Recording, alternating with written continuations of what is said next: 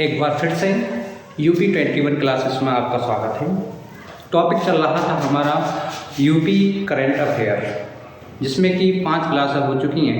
आज छठी क्लास हम लेकर आए हैं और जो यूपी के मोस्ट क्वेश्चन हैं उन पे हम बात करते हैं, उन पे चर्चा करते हैं। बात है कि यूपीपी के पेपर को निरस्त कर दिया है यूपी सरकार ने। बोर्ड को 6 मंथ का समय दिया है कि 6 मंथ के अंदर आपको पेपर कराना है। तो एक बार फिर से सभी स्टूडेंट जुट जाएं और अपनी तैयारी करें। विशेष रूप से ध्यान दें कि ये जो समय मिला है, इस मिले समय को पूर्णतः हमें भुनाना है। चलिए आइए देखते हैं क्वेश्चन है जल पर्यटक और साहसिक नीति 2023 को यूपी सरकार ने लागू कर दिया है। इस नीति के तहत क्या क्या होगा, तो वैधता इसकी कितनी रखी गई है, तो वैधता इसकी 10 साल की रखी गई है। कितने साल तक ये वैध रहेगी, ये 10 साल तक वैध रहेगी और कहने का मतलब है ये 2033 तक मान्य होगी। अगली बात करते हैं जारीकर्ता, तो उत्तर प्रदेश सरकार है, मतलब उत्तर प्रदेश का हम करंट पढ़ रहे हैं, तो उत्तर प्रदेश ने इसे जारी किया है। उत्तर प्रदेश के सभी अंतर्देशीय भूमि पर लागू होगा। कहने का मतलब है कि जितने भी आंतरिक भूमि है यूपी की, तो उन सब पर ये लागू होगा। और जैसे कि नगरों में और नगर पालिकाओं में, इन सब में नगर पालिका द्वारा, नगर निगम द्वारा जो नक्शे पास कराए जाते हैं, उन सब का विषय इसमें इंक्लूड किया गया है। और हमें जल पे भी टैक्स देना होगा और जल पे टैक्स पर मीटर के हिसाब से यूपी सरकार ने फिक्स किया है, वो इसमें जोड़ा गया है। अगर हम बात करते हैं कि उत्तर प्रदेश में संभागीय स्तर पर साहसिक खेल इकाइयों की एक निडाल एजेंसी बनाई जाएगी। कहने का मतलब है कि जल पर्यटन और साहसिक नीति का प्रयोग किया जाएगा और कहाँ पर, उत्तर प्रदेश के सभी मंडल स्तर पर किया जाएगा। सभी मंडल स्तर पर इस नीति का प्रयोग किया जाएगा। अगला क्वेश्चन है इकाना स्टेडियम लखनऊ, क्योंकि पीछे 2023 में कह सकते हैं क्रिकेट वर्ल्ड कप हुआ था। तो इस वर्ल्ड कप में इकाना स्टेडियम में कुल 5 मैच आयोजित किए गए थे या 5 मैच इसमें खेले गए थे। अगर हम बात करते हैं कि क्रिकेट वर्ल्ड कप 2023 का इसमें आयोजन किया गया था और कुल कितने मैच खेले गए थे, 5 इसमें मैच खेले गए थे। अगर हम बात करते हैं आईसीसी और बीसीसीआई द्वारा इसकी मंजूरी दी गई थी या इस स्टेडियम की मंजूरी दी गई थी। अगर हम बात करते हैं आईसीसी, तो आईसीसी की स्थापना कब की गई थी, तो आईसीसी की स्थापना 1909 में की गई थी। अगर हम बात करते हैं बीसीसीआई की स्थापना कब की गई थी, तो बीसीसीआई की स्थापना जो की गई थी वो 1928 में की गई थी। कब की गई थी? 1928 में इसकी स्थापना की गई थी। तो कहने का मतलब है कि इकाना स्टेडियम में कितने अंतर्राष्ट्रीय या विश्व कप के मैच खेले गए थे, तो 5 इसमें मुकाबले खेले गए थे। अगले क्वेश्चन की बात करते हैं। अगला क्वेश्चन है G20 सांस्कृतिक कार्य समूह की चौथी बैठक कहाँ आयोजित की गई थी, तो देखते हैं आयोजन इसका कहाँ किया गया था। तो आयोजन इसका वाराणसी में किया गया था। 23 से 26 अगस्त 2023 के मध्य इसका आयोजन किया गया था। और जारीकर्ता की अगर हम बात करते हैं कि किसने इसकी शुरुआत की, तो उत्तर प्रदेश सरकार द्वारा इसे जारी किया गया था। अगर हम बात करते हैं अगले पॉइंट की, तो G20 के सदस्य देशों और विभिन्न अंतर्राष्ट्रीय संगठनों के प्रतिनिधियों ने इसमें भाग लिया था। कहने का मतलब है कि G20 के जो सदस्य देश हैं प्लस वो और विभिन्न अंतर्राष्ट्रीय संगठन ने इसमें हिस्सा लिया था और उनका प्रतिनिधित्व भी किया था। अगर हम बात करते हैं वाराणसी में सांस्कृतिक मंत्रियों की बैठक का उद्देश्य क्या था, मतलब क्या इसका उद्देश्य था, इस बैठक का क्या उद्देश्य रहा, तो भारतीय राष्ट्रपति द्वारा 4 प्राथमिक वाले क्षेत्र की प्रगति में तेजी लाना है। ये इस कह सकते हैं चौथी बैठक में ये मुद्दे रखे गए थे। अगर हम बात करते हैं कि शीर्ष वाक्य की इसका शीर्ष वाक्य क्या है, तो सुर वसुधा है। सुर वसुधा इसका शीर्ष वाक्य रहा है। अगले क्वेश्चन की हम बात करते हैं अगले क्वेश्चन की, ई ऑफिस प्रणाली। ई ऑफिस प्रणाली, तो ई ऑफिस प्रणाली की बात करें कि इसे अपनाने वाला यूपी का सबसे पहला शहर कौन सा है या जिला कौन सा है, तो इसे अपनाने वाला यूपी का सबसे पहला जिला कन्नौज है। अगर हम बात करें कि सरकारी कार्यों में एक सरलीकरण, उत्तरदायी, प्रभावी, जवाबदेही, प्रदर्शित कार्य प्रणाली का लक्ष्य रखा गया है कि ये जवाबदेही, इसमें जवाबदेही होगी सरकार की, ये सब बातें इसमें रखी गई हैं। तो ई ऑफिस प्रणाली की शुरुआत कन्नौज में की गई है और ये यूपी का पहला जिला बना है। और ये प्रणाली किस प्रकार की होगी, ये प्रणाली पेपरलेस होगी। पेपरलेस प्रणाली है, इसमें पेपर या कागज का प्रयोग नहीं किया जाएगा। अगर हम बात करते हैं अगले क्वेश्चन की, गोपाल दास नीरज स्मृति पुरस्कार। गोपाल दास नीरज स्मृति पुरस्कार, ये पुरस्कार जो है, ये पुरस्कार प्रदान कौन करता है, तो यूपी भाषा संस्थान द्वारा ये पुरस्कार प्रदान किया जाता है। कहने का मतलब है कि यूपी भाषा संस्थान द्वारा ये पुरस्कार प्रदान किया जाता है। अगर हम बात करते हैं प्राप्तकर्ताओं की कि कौन कौन से प्राप्तकर्ता थे, पर हाँ, ये हर वर्ष 5 व्यक्तियों को दिया जाता है। 5 व्यक्तियों को पुरस्कार प्रदान किया जाता है, और बात करते हैं इसमें धनराशि की, तो धनराशि कितनी है या इनाम राशि कितनी है, तो 1 से 2 लाख रुपया इनाम राशि दी जाती है या धनराशि इन्हें प्रदान की जाती है। चलो देखते हैं किसे किसे ये पुरस्कार प्रदान किया गया है। तो पंकज प्रसन्न है और पंकज प्रसन्न को ये पुरस्कार प्रदान किया गया है। तो इनका एक लेख है, उस कौन सा एक काव्य है या कौन सी रचना है जिस रचना को ये पुरस्कार प्रदान किया गया है, तब गीतों ने साथ निभाया। ये पंकज प्रसन्न का है, तब गीतों ने साथ निभाया, इन्हें ये पुरस्कार प्रदान किया गया है। फिर दूसरी हैं निशा सिंह को भी ये पुरस्कार प्रदान किया गया है। निशा सिंह नवल हैं, इनका जो रचना है निशा हूँ, इनकी जो रचना है वो है निशा हूँ। फिर है तुम्हारे नंबर 3 डॉक्टर प्रभांशु कुमार हैं, और डॉक्टर प्रभांशु कुमार की रचना है डॉक्टर प्रभांशु की कलम से काव्य संग्रह। इनका कौन सा काव्य संग्रह है, डॉक्टर प्रभांशु की कलम से काव्य संग्रह है, इन्हें पुरस्कार प्रदान किया गया है। फिर है चौथे व्यक्ति कृष्ण कुमार कनक हैं, कृष्ण कुमार कनक जी को ये पुरस्कार प्रदान किया गया है। इनकी जो काव्य रचना है उलझाना छवि जाल तुम्हारा, इसे प्रदान किया गया है।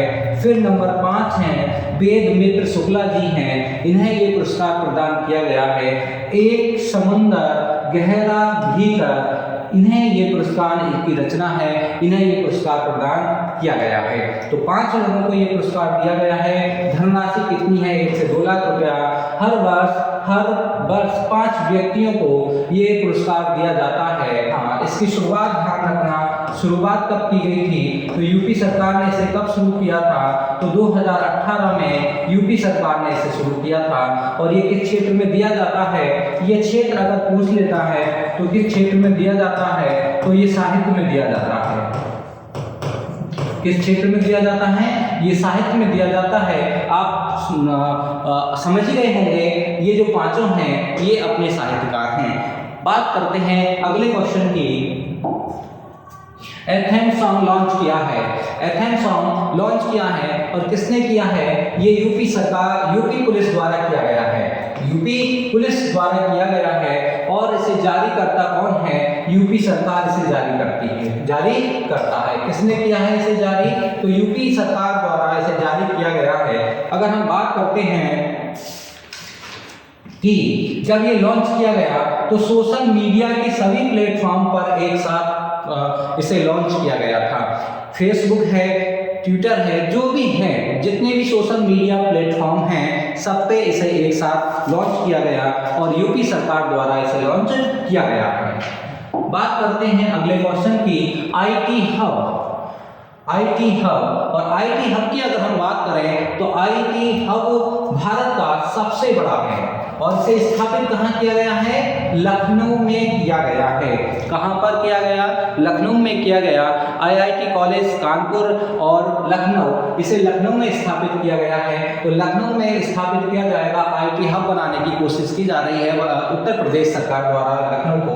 अगर हम बात करते हैं, सरकार अगले 5 वर्षों में लखनऊ को भारत का 8वां मैग्नेट सिटी के रूप में विकसित करने का लक्ष्य रखा है कि अगले 5 वर्षों में, ये 2023 का है और हम 2023 में 5 जोड़ लो, 2028 तक लखनऊ को भारत का 8वां मैग्नेट सिटी के रूप में विकसित करने का लक्ष्य रखा गया है आईटी हब के माध्यम से। अगर हम बात करते हैं कि लखनऊ के नादरगंज औद्योगिक क्षेत्र में 40 एकड़ भूमि पर इसे तैयार किया जाएगा। कहाँ? लखनऊ में नादरगंज में 40 एकड़ भूमि पर इसे तैयार किया जाएगा। हम बात करते हैं अगले क्वेश्चन की, लेदर फुटवेयर। लेदर फुटवेयर और लेदर फुटवेयर की बात करते हैं तो लेदर सिटी के नाम से किसे जाना जाता है? तो आगरा को जाना जाता है। किसे जाना जाता है? आगरा को जाना जाता है। तो लेदर फुटवेयर को जीआई टैग प्रदान किया गया है। जीआई टैग प्रदान किया गया है आगरा सिटी को, और ये किसके सहयोग से किया गया? तो नाबार्ड बैंक और राज्य सरकार के सहयोग से इसे प्रदान किया गया है। और उत्तर प्रदेश, एक दिन और मैंने इस पे क्वेश्चन बताया था कि सबसे ज़्यादा जीआई टैग जीतने वाला राज्य तमिलनाडु है और भारत अपना कौन सा, यूपी अपना कौन से नंबर पर आता है? तो ये दूसरे स्थान पर आता है। तो यूपी का स्थान कौन सा है? दूसरा है। और यूपी ने कुल अब तक कितने जीते हैं? तो 54 उत्पादकों में जीआई टैग प्रदान किए गए हैं। कहने का मतलब है कि अभी तक हम 54 जीआई टैग जीत चुके हैं। अलग अलग उत्पादों में तुम्हारा यूपी 54 जीआई टैग जीत चुका है। अगला क्वेश्चन है स्नो वर्ल्ड। स्नो वर्ल्ड की अगर हम बात करें, स्नो वर्ल्ड की, तो इसे स्थापित कहाँ किया गया है? अयोध्या में इसे स्थापित किया गया है स्नो वर्ल्ड को।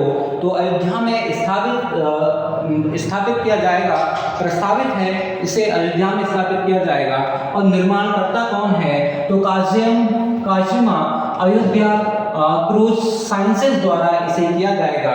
और अनुमानित लागत कितनी है? तो अनुमानित लागत इसकी है 8 करोड़ रुपया ये इसमें किया जाएगा।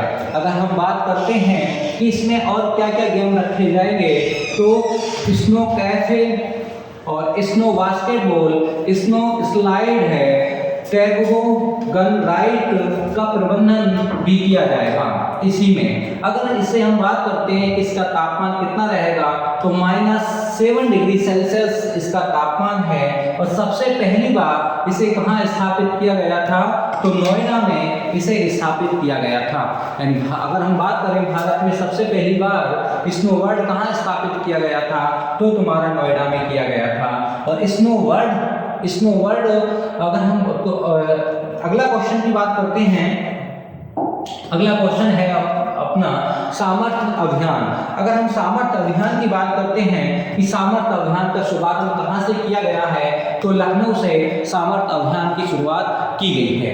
अगर हम बात करते हैं कि आरंभकर्ता कौन है या क्या शुभारंभ किसने किया है, तो देखो गिरिराज सिंह हैं। और गिरिराज सिंह हैं वो किस पद पर हैं? तो ग्रामीण विकास और पंचायती राज मंत्री हैं अपने यूपी के। यानी यूपी के, और इस किसके तहत इसे शुरू किया गया है, तो अमृत महोत्सव के तहत इसे शुरू किया गया है। और इतनी धनराशि है इसकी, इतनी लगभग 50,000 रुपया इसमें धनराशि है। और हम बात करते हैं कि इसका उद्देश्य क्या होगा, तो इसका जो उद्देश्य होगा, इसका जो उद्देश्य है तो ग्राम पंचायतों में डिजिटल लेन देन को बढ़ावा देने के लिए, ग्राम पंचायतों में डिजिटल लेन देन को बढ़ावा देने के लिए इसकी शुरुआत की गई है। और कब से इसकी शुरुआत की गई थी, तो 1 फरवरी से 15 अगस्त 2023 तक इसकी कह सकते हैं ये जारी रहेगा, या इसकी वैधता कितनी रहेगी, तो 1 फरवरी से 15 अगस्त 2023 तक इसकी वैधता रहेगी। इतना समय तक ये जारी रहेगा सामर्थ्य अभियान। अगर हम बात करते हैं अगले क्वेश्चन की, स्ट्रीट वेंडिंग जोन।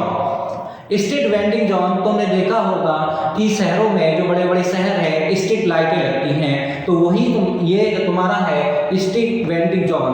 क्योंकि अब 2025 में तुम्हारा महाकुंभ आयोजित किया जाएगा इलाहाबाद में, तो इलाहाबाद में इसकी कह सकते हैं शुरुआत की जाएगी। तो सबसे पहले देखते हैं कि इसका निर्माण कहाँ किया जाएगा, तो प्रयागराज के उत्तर प्रदेश में किया जाएगा।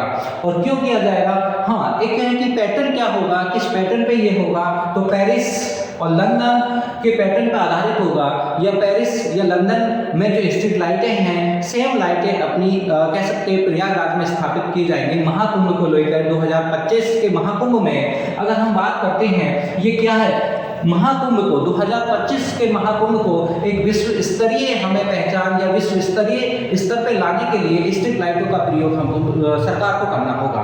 अगर हम बात करते हैं तो कितने स्ट्रीट वेंडिंग जोन बनाए जाएंगे, तो इसमें 18 स्ट्रीट वेंडिंग जोन बनाए जाएंगे। और सभी स्ट्रीट वेंडरों को पीएम स्वनिधि योजना के तहत 10 से 20,000 रुपए का ऋण दिया जाएगा। जितने भी तुम्हारे स्ट्रीट वेंडर होंगे, जो इन्हें कह सकते हैं स्थापित या लगाने वाले होंगे, उन्हें जो ऋण दिया जाएगा वो पीएम स्वनिधि योजना के तहत दिया जाएगा। और कितने रुपए का ऋण दिया जाएगा, 10 से 20,000 रुपए ऋण दिया जाएगा। यह इसकी व्यवस्था की गई है।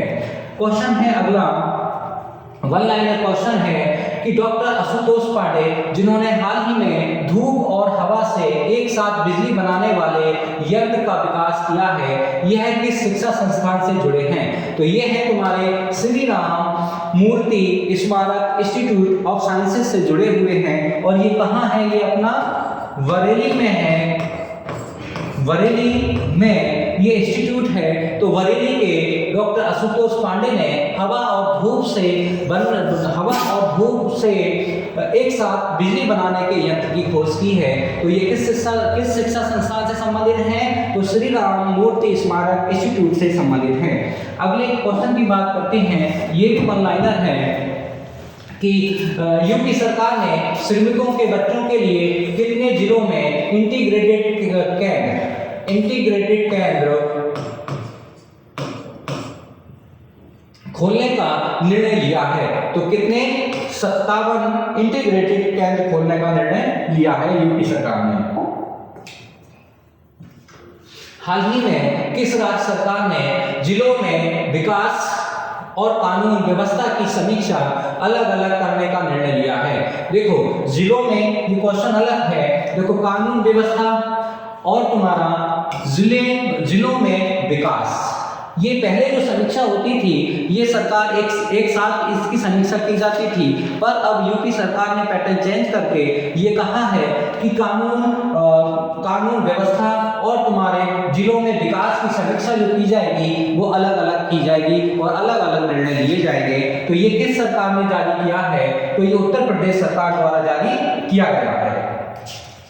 अगला क्वेश्चन है, क्वेश्चन नंबर ये वन लाइनर है, उत्तर प्रदेश के किस नगर निगम ने वरी बाईपास से कचहरी जाने वाली सड़क को इसरो प्रमुख एस सोमनाथ के नाम पर रखने की घोषणा की है, तो कौन सा शहर है वो अपनी उत्तर प्रदेश का, तो वो कानपुर है। बात करते हैं अगले क्वेश्चन की, हाल ही में उत्तर प्रदेश ने कितने शहरों में अतिथि गृह बनवाने की घोषणा की है? तो कितने शहरों में अतिथि गृह बनाए जाएंगे? यूपी के 9 शहरों में अतिथि गृह बनाने की घोषणा की है। अब आते हैं, हाल ही में किस राज्य सरकार ने नागरिकों में स्वाधीनता की भावना विकसित करने के लिए पंच प्राण अवधारणा तय की है? तो कौन सी सरकार ने की है? किस राज्य सरकार ने की है? तो उत्तर प्रदेश राज्य सरकार द्वारा इस अवधारणा की शुरुआत की गई है। तो कहने का मतलब यह है, टोटल 18 क्वेश्चन थे इस क्लास में। ये क्लास पूर्ण होती है और सभी बच्चों का हार्दिक कह सकते हैं अभिवादन करते हैं कि आप हमारा चैनल सब्सक्राइब करें और फिर आप मेहनत के साथ पढ़ें और पूरी वीडियो आप लोग देखें, तभी आपको कुछ मिल पाएगा, अन्यथा कुछ नहीं मिल पाएगा। ठीक है, थैंक यू।